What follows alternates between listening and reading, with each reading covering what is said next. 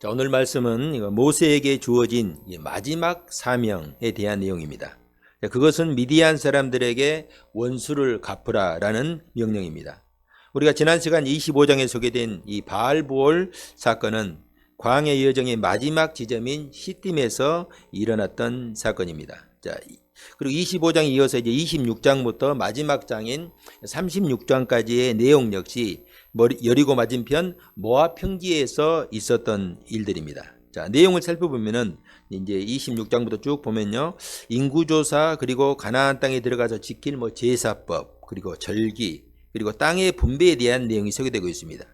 그래서 우리는 오늘 본문인 31장 말씀, 이제 미디안과의 전쟁, 그리고 다음 시간에 32장에 소개된 요단 동편에 있는 땅에 대한 분배에 대한 말씀을 끄도록 이제 민수기의 광야 여정을 마무리할까 합니다. 그리고 나서 이제 그 다음 주부터는 가나안 정복 전쟁을 다루고 있는 여호수아서를 가지고 말씀을 이어가도록 하겠습니다.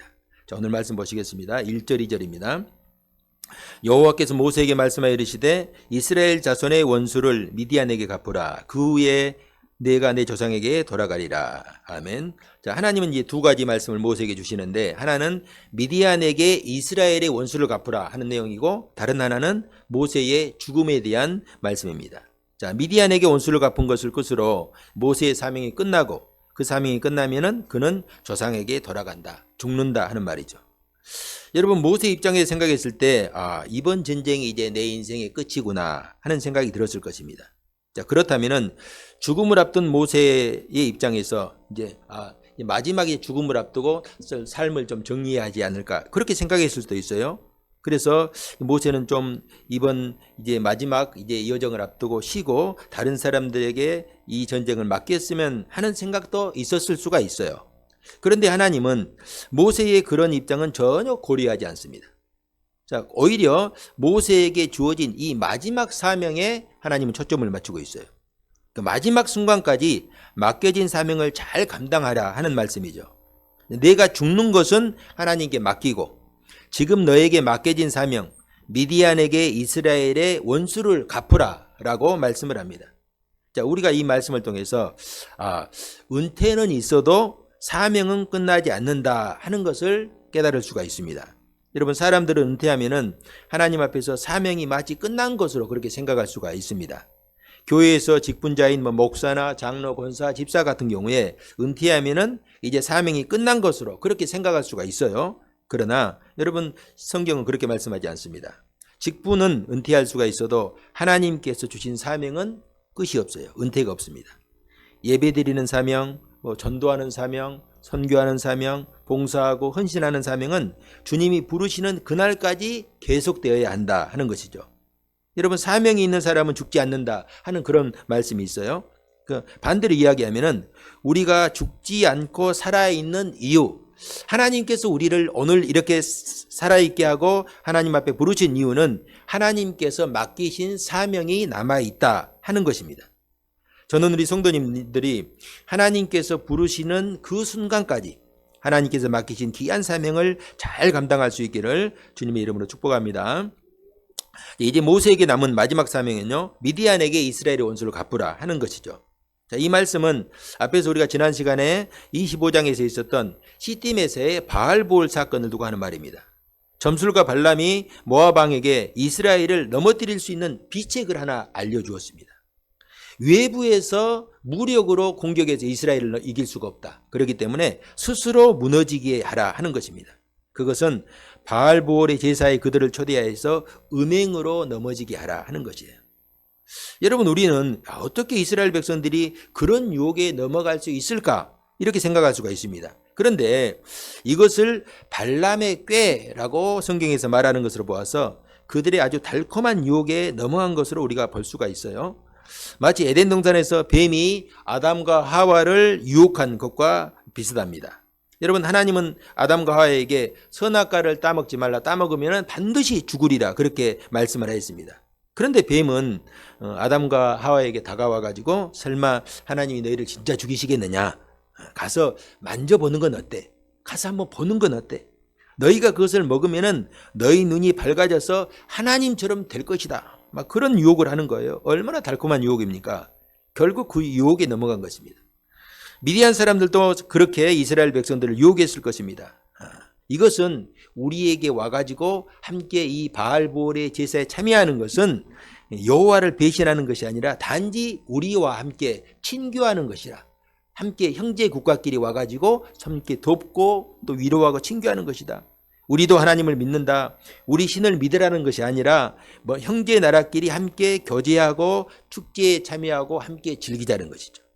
여러분, 그리고 우리 주위에 있는 나라들도 암몬이나 에돔, 우리 형제 이 국가들도 다 그렇게 한다는 거예요. 이러고 뭐 이방신을 섬기는 것이 아니라고 그렇게 유혹을 했을 것입니다. 여러분, 우리는 세상 사람들의 말이 아닌 하나님의 말씀에 귀를 기울여야 합니다. 하나님 말씀에 귀 기울이지 않고 세상의 소리에 귀를 기울이면은 이스라엘처럼 넘어지게 되는 거예요. 결국 이 사건 때문에 24,000명이 죽임을 당했어요. 한 지파에 해당되는 숫자가 사라져버린 거예요. 만약에 비느하스가 하나님의 질투하심으로 시므리와 미디안 여인 그 고스비를 죽이는 그런 어떤 결단이 없었다고 한다면은 이스라엘이 진멸될 수도 있는 그런 상황이었습니다. 그럼 이스라엘 백성들은 크게 생각하지 않고 대수롭지 않게 생각했는데 이게 하나님 앞에서 어마어마한 범죄였다는 것이죠. 이게 무슨 말입니까? 미디안은 이 일을 통해서 이스라엘을 진멸시키고자 하는 그런 계획을 가지고 있었다는 것입니다. 여러분, 이스라엘이 어떤 민족입니까? 하나님께서 어린 양의 피로 애굽에서 구원한 하나님의 택하신 백성이에요. 그런데 미디안이 이스라엘을 원수로 삼았다는 것은 하나님을 대적하는 것이고 하나님의 구속의 역사를 무너뜨리는 그런 계획이 있어요. 미디안은 그런 계획을 가지지 않았을지 모르지만은 악한 마귀는 미디안을 통해서 그런 어떤 계획을 가지고 있었다는 것입니다. 그래서 3절 하반절에 보면은 하나님의 원수를 갚으라. 이스라엘의 원수인데 하나님은 하나님의 원수를 갚으라 이렇게 말씀하죠. 이스라엘의 원수가 하나님의 원수이고 하나님의 원수가 이스라엘의 원수. 왜냐하면은 하나님은 이스라엘을 당신의 백성으로 삼으셨기 때문입니다. 여러분, 예수님도 이런 말씀을 하셨어요. 요한복음 15장 18절에 보면은 세상이 너희를 미워하면은 너희보다 먼저 나를 미워한 줄 알라. 너희가 세상에 속하였으면 세상에 자기의 것을 사랑할 것이나 너희는 세상에 속한 자가 아니요 도리어 내가 너희를 세상에서 택하였기 때문에 세상이 너희를 미워하느니라. 또 사도행전 9장 4절 5절에 보면요, 땅에 엎드려져 소리가 있어 이르되 사울아 사울아 내가 어찌하여 나를 박해하느냐 하시거늘 대답하되 주여 누구시니까 이르시되 나는 내가 박해하는 예수라. 자, 예수님은 제자들과 당신을 한 몸으로 여기셨습니다. 사울이 예수 믿는 사람들을 잡아서 박해하려고 다메섹으로 향하고 있을 때에 그에게 나타나서 내가 어찌하여 내 제자들을 박해하느냐 이렇게 말씀하지 않으셨어요. 어찌하여 너는 나를 박해하느냐. 사울의 입장에서는 참 이해할 수 없는 일이죠. 왜냐하면 그는 예수님을 만난 적도 없고 당연히 박해하지도 않았습니다. 그래서 사울이 이렇게 묻습니다. 주여 누구십니까? 예수님께서 이렇게 말씀하시요 나는 내가 박해하는 예수라. 이게 무슨 말입니까? 이게 제자들을 박해하고 교회를 박해하는 것은 나를 박해하는 것이라. 예수님께서 그렇게 말씀하신 거예요. 자, 오늘 본문의 미디안의 모습 역시 이것입니다. 미디안은 지금 이스라엘을 대적하고 있지만 실제는 하나님을 대적하고 있는 거예요. 하나님께서 이스라엘을 통해서 이루시려는 하나님 나라를 무너뜨리는 것은 물론이요, 이스라엘을 통해서 이루시려는 구속의 역사, 죄에 빠진 이 인류를 향한 구속의 역사를 지금 이 악한 마귀가 미디안을 통해서 무너뜨리려는 그런 계획을 가지고 있습니다. 그래서 모압 왕은 물론이고 그들과 연합한 미디안 왕들은 이스라엘을 원수처럼 여기는 것입니다. 원래 여러분, 이 모압과 이스라엘은 사실상 형제 국가죠. 모압은 아브라함의 조카 롯의 이 후손들이죠. 그래서 이스라엘은 아브라함의 후손이니까 사실은 이게 사촌지간이에요. 형제 국가예요. 미디안 역시 엄밀하게 따지면요, 이스라엘과 형제 국가입니다. 창세기 25장에 보면은 아브라함이 이삭을 낳은 후에 그 후에 구드라라고 하는 후처를 드렸는데 그 후처를 통해서 아들을 낳았어요. 몇 명 혹시 낳았는지 기억하십니까? 6명의 아들을 낳았어요. 그러니까 우리가 보통 생각했을 때 아브라함은 이삭과 하가레를 통해서 낳은 이스마엘만 있는 것으로 생각하는데 이 성경을 잘 보면요, 후처를 낳아서 아브라함이 6명의 아들을 낳았습니다. 거기에 보면요, 이름이 시므란, 욕산, 무단, 미디안, 이스박, 수아. 여기 넷째 아들이 미디안이에요. 미디안 여기 아브라함이고 구드라가 낳은 넷째 아들이 바로 미디안의 조상이죠. 그렇기 때문에 미디안 역시 넓게 보면은 이스라엘과 형제국가라고 할 수 있어요. 그러나 이들이 악한 마귀의 손에 붙들려서 하나님을 대적하고 이스라엘을 원수로 여기는 순간 그들은 스스로 하나님의 원수가 된 것입니다. 자, 이들에 대해서 하나님은 분명하게 말씀하셨어요. 24장 민수기 24장 9절 하반절에 보면은 너를 축복하는 자마다 복을 받을 것이요 너를 저주하는 자마다 저주를 받을 것이라. 여러분 당연히 이스라엘을 저주하는 자는 하나님의 저주와 심판을 피할 수가 없어요. 왜? 이스라엘은 하나님의 택하신 자녀이고 하나님과 한 몸을 이루고 있기 때문에 그렇습니다. 자, 이제 말씀하신 대로 하나님은 이스라엘로 원수를 갖게 하시는데, 자, 먼저 봅시다. 이스라엘의 각 지파에서 몇 명씩 선택하게 하였습니까? 5절에 보면은 1000명씩. 5절 보면요. 각 지파에서 1000명씩 이스라엘 100만 명 중에서 12,000명을 택하여 무장을 시키라. 한 지파에서 1000명씩 12지파니까 12,000명이죠. 자, 그런데 여기 100만 명 중에서 12,000명을 택하여 무장을 시켰다 하는 말씀은 소수의 인원만 싸움에 벌였다. 100만 명 중에서 12,000명. 그러니까 12만 명도 아니에요. 10분의 1도 아니고 12,000명이면 그냥 거의 1%죠. 1%. 1.2%니까 1.2%. 그 소수의 인원만 싸움에 보냈다. 지금 다 보내도 지금 시원찮을 파는데 소수의 인원만 하나님께 택하신 것입니다. 자, 하나님께서 이처럼 이 소수의 정의 인원을 부르신 것은 분명한 목적이 있어요. 그것은 하나님께서 친히 싸우신다 하는 것입니다. 여러분 재미있는 것은요. 사사기에 보면은 이스라엘과 미디안이 싸우는 그런 내용이 소개되고 있는데 사사기 6장에 보면은 하나님께서 미디안 연합군에 맞서서 싸울 때 그때의 사사가 누구인지 혹시 기억하십니까? 미디안과 싸웠던 사사 기드온이죠. 기드온을 부르시는데 기드온에게 300명의 군사만 택하라고 하십니다. 당시 미디안 역시 연합군을 이루었는데 미디안의 연합군이 13만 5천 명이에요. 13만 5천 명인데 이 당시에 이 미디안을 대항해서 모였던 이스라엘 군대가 3만 2천 명. 그러니까 4분의 1도 안 돼요. 미디안 연합군이 이스라엘의 4배가 넘는 숫자입니다. 그러니까 이스라엘의 입장에서는 죽기 살기로 싸워도 이길까 말까 하는 그런 전쟁입니다. 그런데 당시에 대다수의 이 이스라엘 백성들은 그 아주 그냥 구름대같이 몰려온 미디안 군대를 보고 두려움에 떨고 있었습니다. 이때 하나님은 그 두려움에 떠는 사람들 이 기드온에게 다 집에 보내라. 그리고 300명만 택해라. 그리고 미디안과 싸우게 하십니다. 이 무슨 말입니까? 이 전쟁은 너희가 하는 것이 아니고 내가 한다. 하나님께서 친히 싸우신다는 것입니다. 자, 오늘 본문에서 이스라엘 백성 12,000명을 택한 것도 이와 비슷합니다. 이 전쟁은 하나님께서 직접 원수를 갚는 하나님의 전쟁이라. 왜? 미디안은 하나님의 원수이기 때문에. 자, 6절 봅시다. 모세가 각 지파에 1000명씩 싸움에 보내되 제사장 엘르아살의 아들 비느하스에게 송수의 기구와 신호의 나팔을 들려서 그들과 함께 전쟁에 보내매. 자, 전쟁에 나갈 군사와 지도자를 선택하는데 특이한 것이 여기 한 가지 이제 있어요. 그것은 전쟁을 지휘하는 장수가 모세도 아니고 그렇다고 모세의 후계자 여호수아도 아닙니다. 이미 여호수아는 광야 여정을 시작할 때 이미 40년 전에 아말렉과의 첫 번째 전투가 있었을 때 지도자로서 큰 승리를 경험한 적이 있었고 이제 모세의 뒤를 이어서 바로 모세의 뒤를 이어서 이스라엘을 이끌 지도자입니다. 그렇다면 전쟁에 여호수아가 나가는 게 당연하죠. 그런데 하나님은 여호수아가 아닌 엘르아살의 아들 제사장 비느하스를 이 전쟁의 장수로 지도자로 보낸 것입니다. 왜 하나님은 갑자기 여호수아를 선택하였을까? 비느하스를 선택하였을까?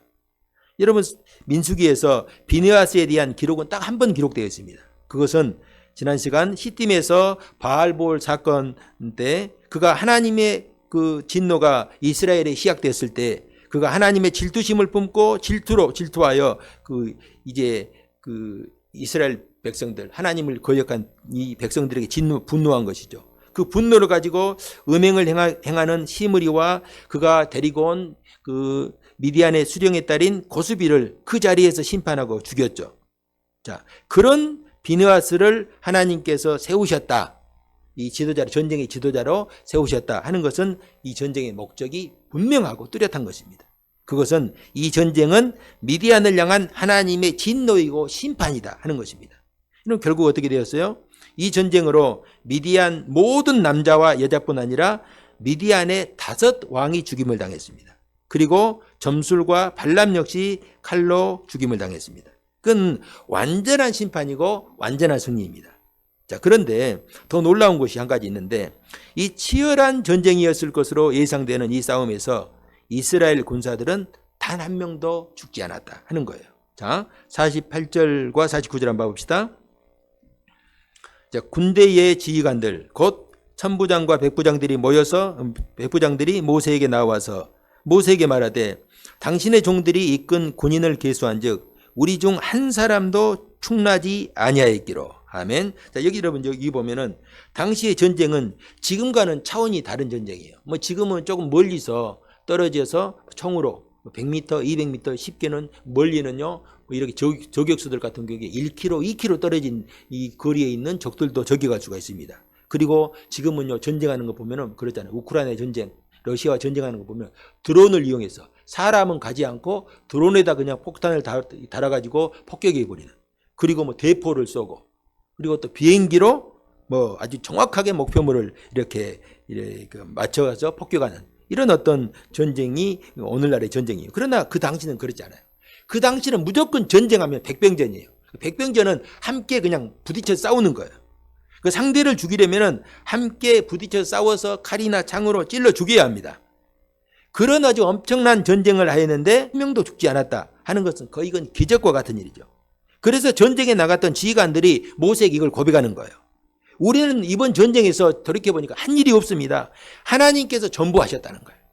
성도 여러분, 여기에 우리가 붙들어야 될 영적인 전쟁의 원리가 있습니다. 하나님 말씀을 뒤로하고 세상 사람들의 소리, 세상에서 들려오는 그 유혹의 소리에 기울였을 때에 원수의 꾀에 빠지고 스스로 멸망의 길에 들어서고 말았습니다. 그러나 하나님 말씀에 귀를 기울이고 오직 그 말씀에 순종하자 놀라운 역사가 일어나고 승리가 주어졌어요. 저는 우리 성도님들이 이 우리 가운데 주어진 영적인 싸움에서 우리를 이기게 하시는 이 하나님의 능력을 날마다 경험할 수 있기를 주님의 이름으로 축복합니다. 그러기 위해서는 방법은 단 하나밖에 없어요. 그 뭐예요? 하나님 말씀을 양측으로 삼고 그 말씀에 순종하는 거예요. 하나님께서 가라가는 곳에 가고 하나님께서 멈추라 하면 멈추고 하나님께서 하라 하는 일을 하는 거예요. 우리 2026년 올 한 해는 이 하나님의 말씀대로 순종하는 한 해가 될 수 있기를 바랍니다.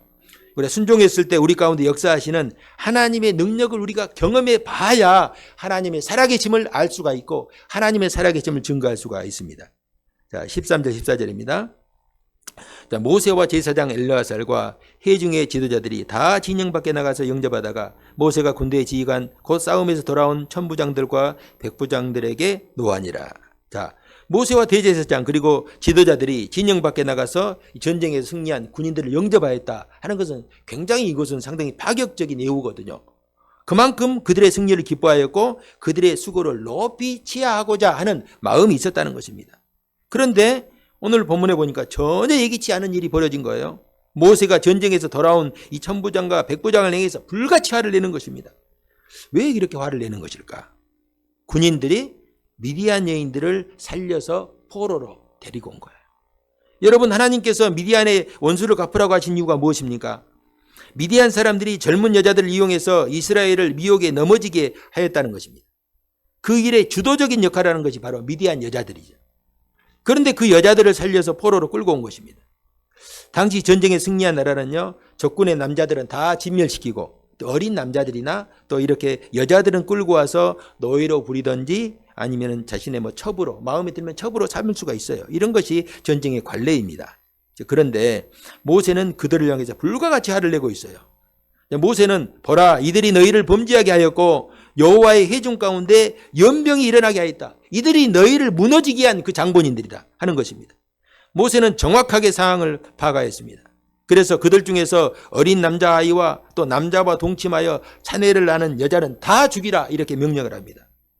여러분, 이게 이 말씀을 두고 오늘날 우리가 우리 상황에서 이 말씀을 이렇게 묵상할 때 오늘날 만약 이런 일이 있다고 한다면은 지금도 여러분 전쟁이 중동 지역에 전쟁이 일어나고 있는데 이런 날이 있으면 이런 일이 있으면요 당장 국제법에 해부되어 가지고 민간인 학살 전범으로 기소될 수가 있어요.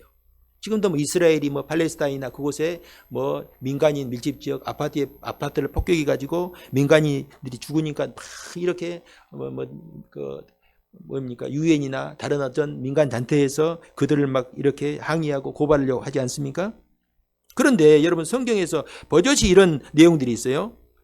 왜 하나님은 이런 무지막지하고 잔혹한 명령을 내리게 하셨을까 하는 거죠. 여러분 우리가 당장은 이해할 수 없지만 그 이유가 다 있어요.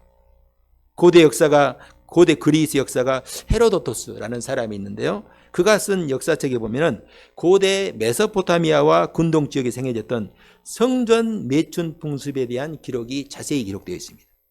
거기 보면 흔히 매춘복락제라는 게 있어요. 매춘복락제. 이 불리는 이 관습은요, 바빌론과 같은 메소포타미아 지역에서 모든 여성은 일생에 한 번 신전에 가가지고 낯선 남자와 성관계를 맺어야 하는 관습이 있었어요. 이 행위는 단순한 쾌락이 아니라 신에게 바치는 제의적인 행위로 간주가 되었습니다. 그러니까 이것을 행하기 위해서 이제 때가 되면은 여성이 신전에서 기다리면은 신전을 찾은 남자가 와가지고 그 여인에게 은을 주고 함께 잠자리를 가지는데 이는 여성이 신에게 몸을 바쳤다 하는 의미로 성스러운 것으로 간주가 되었습니다. 그래서 이 헤로도토스는 이런 어떤 그들의 풍습을 가리켜서 가장 수치스러운 풍습이다 라고 평가하면서도 당시 바빌론 사회에서 이게 널리 행해졌던 그런 관습이었다고 이제 기록하고 있습니다. 또 당시 문헌들에 나오는 이방인들의 관습을 보면요, 여자아이는 일정한 나이가 되면은 신전에서 신녀로서 봉사할 수 있는 그런 어떤 의무를 가져야 했습니다. 마치 우리나라 젊은이들이 국방의 의무를 다하는 것 같죠. 여러분 우리나라에서요 가장 민감한 게 이 국방 의무예요. 그래서 국방 의무 앞에 뭘 붙여요? 신성한 국방 의무라고 하죠. 신성한 국방 의무. 그러니까 뭐 정치인들이나 아니면 뭐 지도자들 중에 이 국방의 의무를 감당하기 위해서 무슨 어떤 뭐 꼼수를 썼다거나 이것이 발각되면요 모든 것이 다 날아가 버리는 그런 일들을 우리가 다 경험하잖아요. 당시 이 시대에 이런 여자아이들이 신전에서 봉사하면서 제사의식에 참여한 사람들과 음란한 성적인 관계를 갖는 거예요. 이것이 여러분 그들의 문화였습니다. 앞에서 비느하스에게 죽임을 당한 미디안 여인 이름이 고수비라고 했죠. 이 고수비 역시 당시 미디안 한 가문의 수령의 딸이었어요. 이 고수비가 그 천민이 아니에요. 미디안의 한 가문의 수령의 딸. 그러니까 쉽게 말하면 족장의 딸이고 좀 넓게 말하면 그 나라의 공주예요. 그런데 그녀가 바알보올의 신전에서 신녀로서 일하였다는 것을 보면은 당시 그들의 이런 성적 문화를 짐작할 수가 있는 것입니다. 이들은 이런 행위를 부끄러워한 것이 아니라 신성한 의무로 여겼어요. 우리가 섬기는 신에게 최대한의 애우를 해드리는 거예요. 모압의 바알 신전에는 이런 여자들이 3,000명이나 있었다 이렇게 주장하는 학자들도 있습니다. 하나님께서 가나안 땅에 이런 바알 신을 섬기는 사람들을 진멸하라 하신 이유도 이들의 이런 난잡하고 불결한 문화에 있었을 것으로 추론할 수 있어요. 이스라엘 백성들이 이 가나안 땅에 들어갈 때 하나님께서 한 사람도 남기지 말고 다 진멸하라고 그랬잖아요. 왜냐하면 도저히 그들의 문화는 너희와 섞일 수 없다. 만약에 그들이 남아있으면 너희들을 반드시 옆구리를 찔리는 가시가 되어서 너희를 무너뜨릴 것이다 하고 말씀하셨죠. 도저히 하나님의 백성과 어울릴 수 없는 타락한 세상 문화의 표본이라 할 수가 있습니다. 자, 그래서 모세의 명령은 명확합니다. 이런 일에 연루된 모든 여자는 죽이고 아직 어린 여자아이만 살려두라. 자, 바알보올 신전에서 이미 몸이 더럽혀진 여자는 다 죽이는 거예요. 그리고 아직 이방신에 물들지 않는 여자아이, 그러니까 나이가 아직 덜 되어가지고 이방 신전에 들어가지 그 이방 문화를 경험하지 않은 여자아이는 살려두라. 이 말은 이방 여인의 이런 음행이 절대로 이스라엘 안에 너희에게 들어올 틈을 주지 말라는 것입니다.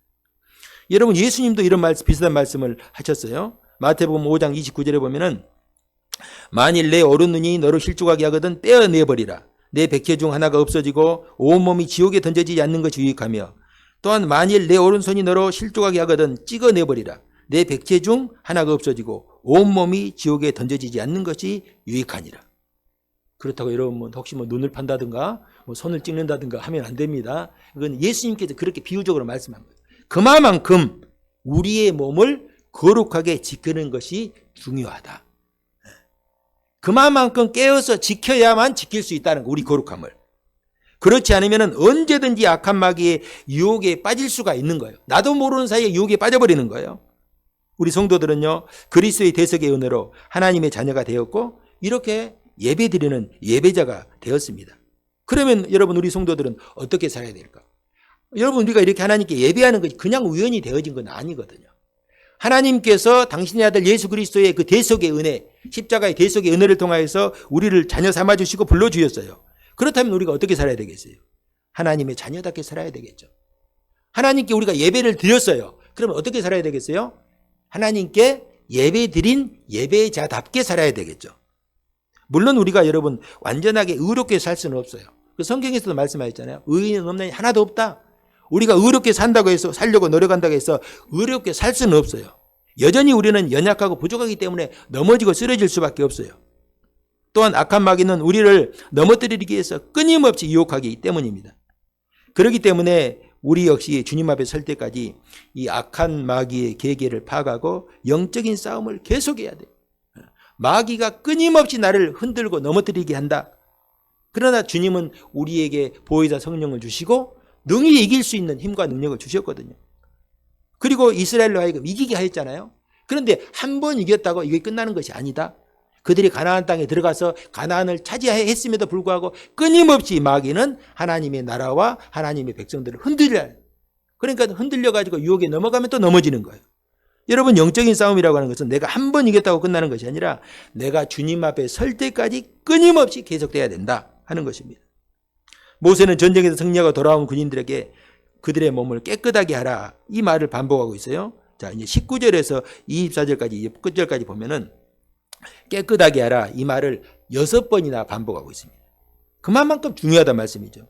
너희 몸도 깨끗하게 하고 너희들이 이제 택할 포로들도 깨끗하게 하고 몸에 입은 옷이나 모든 것을 깨끗하게 하라, 이렇게 말씀합니다. 심지어 그들이 전쟁에서 얻은 전리품, 금은, 동, 철, 주석, 납과 같은 것들은 불을 지나게 하고 만약에 불에 견디지 못하는 것들은 물로 씻어서 깨끗하게 해야 된다. 그리고 7째 날에 그들의 옷을 빨고 깨끗하게 한 후에 진영으로 돌아올 수 있다. 깨끗하게 하지 못한 아는 자는 진영에 들어오지 못하게 하라 하는 거예요. 여러분, 자신을 정결하고 깨끗하게 한 사람만 이스라엘 진영에 들어올 수 있다, 이 말씀을 기억하시기 바랍니다. 우리의 몸과 마음을 우리가 거룩하고 깨끗하게 우리가 유지하고 우리가 붙들어야만이 하나님의 은혜 안에 들어올 수 있다 하는 거예요. 하나님의 능력과 하나님의 은혜를 맛볼 수 있다는 것입니다. 우리가 이 말씀을 우리 마음속 깊이 새길주기를 바랍니다. 사랑하는 성도 여러분, 오늘 우리에게는요 2가지 영적 싸움이 분명하게 주어졌습니다. 하나는 이스라엘의 원수 미디안처럼 외부에서 우리를 넘어뜨리는 악한 마귀의 유혹과 계계를 이기는 것이에요. 이것은 하나님 말씀이 아닌 세상의 소리와 유혹에 귀를 기울이는 순간 넘어지고 빠질 수밖에 없어요. 그렇기 때문에 우리는 오직 하나님의 말씀만 붙들고 그 말씀을 양식으로 삼고 순종할 수 있어야 됩니다. 그리하면은 어떤 마귀의 유혹도 다 물리치고 승리할 수가 있습니다. 자, 또 다른 하나는요, 우리 내부에서 일어나는 불의하고 이기적인 이런 죄악의 싹들을 다 잘라버려야, 깨끗하게 해야 돼요. 우리는 끊임없이 내 안에서 일어나는 이기적인 생각, 육체적인 욕망과 싸워야 합니다. 예수님께서 하신 말씀, 누구든지 나를 따라오려거든 자기를 부인하고 자기 십자가를 지고 나를 따르라 라는 말씀을 기억해야 돼요. 여러분, 우리가 주님을 따르는 것이 쉬울까 쉽지 않을까요? 쉽지 않습니다. 결코 쉽지 않아요. 나를 부인하는 것이 어렵기 때문에 그래요. 내 안에 내가 너무 많기 때문에. 가시나무라는 그런 노래 가사 보면 내 안에 너무 내가 많아. 이 말이 무슨 말이에요? 내 안에 내 자아가 너무 가득한 거예요. 나를 사랑하는 그 이기적인 마음이 내가 안에 가득한 거예요. 탐욕스러운 찌꺼기들이 너무 많아가지고 우리가 주님을 따르는 일이 쉽지 않습니다. 그래서 주님이 주인된 삶을 사는 것이 어려운 이유예요. 여러분, 우리가 입술로만 주여 한다고 우리가 주님의 자녀로서의 삶을 다하는 건 아니에요. 어떻게 하는 거? 주님의 말씀 붙들고 그 말씀에 순종하는 삶을 살았을 때 우리가 주님이 주인된 삶을 살아갈 수 있는 것입니다. 이런 죄악의 찌꺼기들이 우리 마음속에서 올라올 때마다 우리는 주님 앞에 엎드려서 회개하고, 주님, 제가 이 모든 제약들 다 끊어버리고 내가 거룩하고 깨끗한 마음으로 주님이 주인된 삶을 살겠습니다. 내가 주인이 아닌 주님이 주인된 삶을 살도록 우리가 늘 우리 자신을 돌아보고 결단하고 기도해야 됩니다. 올 한 해는 우리가 말이 아닌 행동으로 이런 주님을 고백하고 우리가 주님을 증거할 수 있기를 바랍니다. 그래야 해서 우리의 거룩하고 정결한 삶을 통해서 악한 마귀의 유혹을 물리치고 주님께서 우리의 주인된 삶을 살아갈 수 있기를 주님의 이름으로 축복합니다.